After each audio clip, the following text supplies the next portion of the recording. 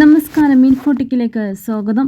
40% GST നിരക്ക് ഏർപ്പെടുത്തുന്നതിനായി സാധാരണ ലോട്ടറിയുടെ സമ്മാനങ്ങളുടെ എണ്ണവും ഏജന്റ് കമ്മീഷനും കുറച്ചു. ആകെ സമ്മാനങ്ങളിൽ 6500 എണ്ണമാണ് കുറച്ചത്. ഇതോടെ ആകെ 1 കോടിയിലധികം തുക സമ്മാനത്തുകയിലും കുറച്ചു. GST നിരക്ക് ഏർപ്പെടുത്തിയെങ്കിലും ടിക്കറ്റ് വില മാറ്റമില്ലാതെ തുടരും. നേരത്തെ 28% ലോട്ടറിയുടെ GST നിരക്ക് 40%-ആയാണ് ഉയർത്തുന്നത്. തിങ്കളാഴ്ച മുതലാണ് GST നിരക്കുകൾ നിലവിൽ വരുന്നത്. GST നിരക്ക് ഏർപ്പെടുത്തുമ്പോൾ ടിക്കറ്റ് നിരക്ക് വർദ്ധിപ്പിക്കുമോ എന്ന ആശങ്ക ഉയർന്നിരുന്നു.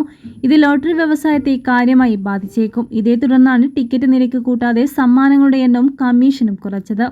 ഇത് ലോട്ടറി കച്ചവടത്തെ കാര്യമായി ബാധിക്കില്ല എന്നാണ് കരുതുന്നത്. ഇനി മുതൽ 50 രൂപ വിലയുള്ള ലോട്ടറി ടിക്കറ്റിന്റെ ആദ്യ സമ്മാനങ്ങളിൽ മാറ്റമുണ്ടാകില്ല. എന്നാൽ 5000 രൂപയുടെയും 1000 രൂപയുടെയും സമ്മാനങ്ങളുടെ എണ്ണം കുറയും. വെള്ളിയാഴ്ച നടക്കൊരുക്കുന്ന സുവർണ കേരളം ടിക്കറ്റിൽ 21,600 പേർക്കാണ് 5000 രൂപയുടെ സമ്മാനം ലഭിച്ചത്. 1000 രൂപയുടെ സമ്മാനം 32,400 പേർക്കും ലഭിക്കുമായിരുന്നു. ഇനി മുതൽ 20,520 പേർക്ക് മാത്രമാണ് 5000 രൂപയുടെ സമ്മാനത്തുക ലഭിക്കുക.